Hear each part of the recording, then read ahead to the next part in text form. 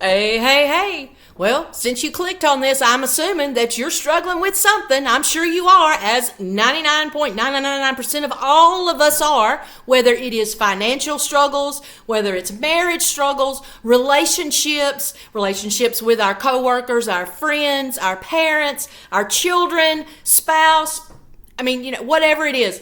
Maybe you're just struggling to make it day to day. It's hard for you to even get up and face the day sometimes. Well, I want to offer you some encouragement, okay? I want to offer you some encouragement from the Word of God, from the Bible, from Jesus Himself, okay?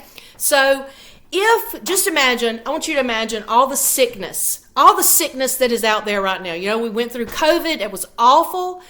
But just imagine that in your hometown that there was a pool of water or a lake or a pond or whatever, that it had these special powers in it, and that every now and then it would bubble up, and the first one that could get to that pond, that little pool of water, the first one to get there would be healed of whatever it was. Whether it was depression, whether it was COVID, whether it was pneumonia, whether it was cancer, no matter what it was, you would be healed, okay? But you had to be the first one, and then it was over with, okay? Don't you think that there would be thousands of people around that pool? Of course there would.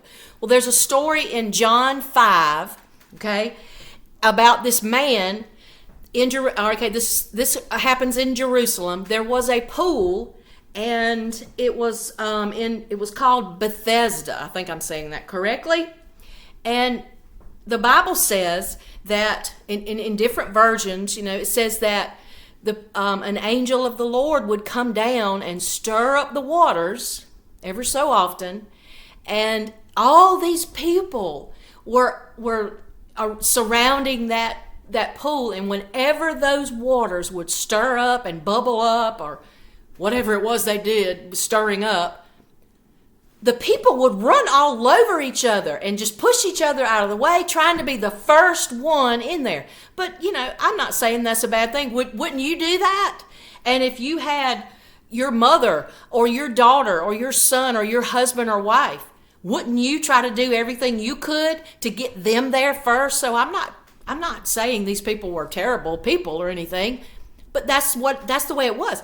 We would want to be the first ones to get there. Yes, to get that healing power, okay? Well, here's a story. This story is about a man, and he had been lying there near that pool for 38 years. 38! I am 54. How old, some of you out there, can you imagine being and he was an invalid. The dictionary says an invalid means he's unable to take care of himself. He needs somebody else to help him, do whatever. My first thing that comes to mind is go to the bathroom. How many of us want somebody else to help us go to the bathroom? That's a very private thing. I don't know the extent of his invalidness, whatever. I don't think that's a word. But he could not get to the pool, and he didn't have anybody there to help him, okay? Well, guess what? This particular weekend or weekday, whenever, Jesus was in Jerusalem. Woohoo! Lucky for him, okay? So this is John 5. This is verse 5. One who was there had been an invalid for 38 years. When Jesus saw him lying there and learned that he had been in this condition for a long time, he asked him, do you want to be healed? He didn't pick him up.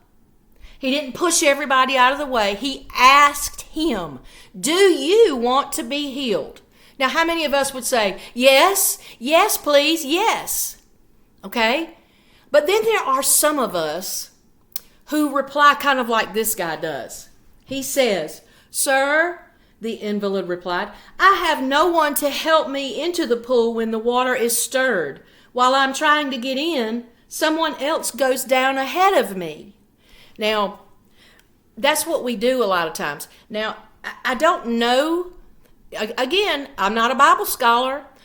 I don't know if this was put in for a purpose, symbolically or anything, but I like to think sometimes a lot of this stuff is a little symbolic. That's what we do a lot of times. Don't you want to stop drinking? Don't you want to be friends with her? And what we do, we don't answer yes or no. We say, well, they're the one that caused it, or, well, I'm an adult. I can make adult choices. I can do what I want to do. We don't answer with a yes or no because sometimes we just like to stay where we are. Well, I hope that if you're watching this, you don't want to stay wherever it is that you are right now. Okay? Now, Jesus didn't argue with him. Jesus didn't have to. Guess what his words were to Jesus? It was a command. And commands sometimes in the English language are followed by an exclamation point. And that means they are said with strong emotion. Okay?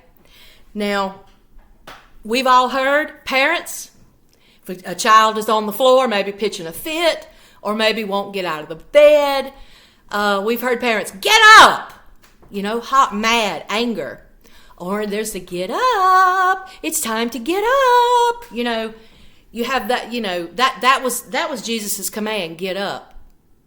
And it's followed with an exclamation mark. And I like to think of it as like at a pep rally when you're winning by 2 points and it's down to the last basketball game, lasts 5 seconds, and the pep club leader gets down there and he's like, get up! Get up! And it's just full of emotion and encouragement and positive energy.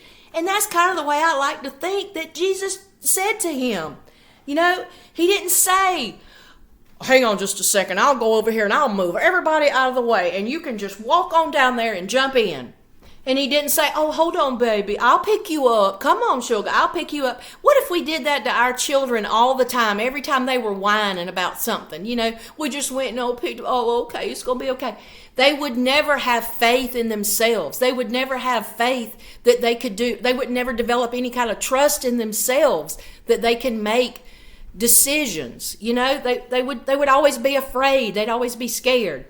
Jesus tells him, get up! Pick up your mat and walk. And guess what?